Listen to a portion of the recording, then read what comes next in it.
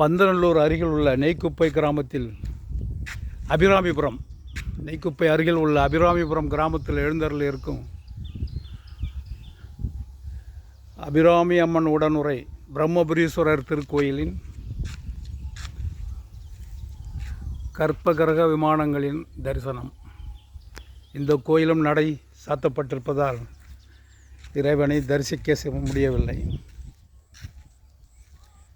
கோயிலின் எதிரில் உள்ள திருக்குளம்.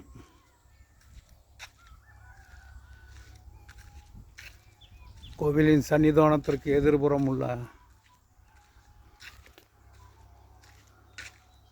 கொடிக்கம்பம் மற்றும் பலிபீடம்,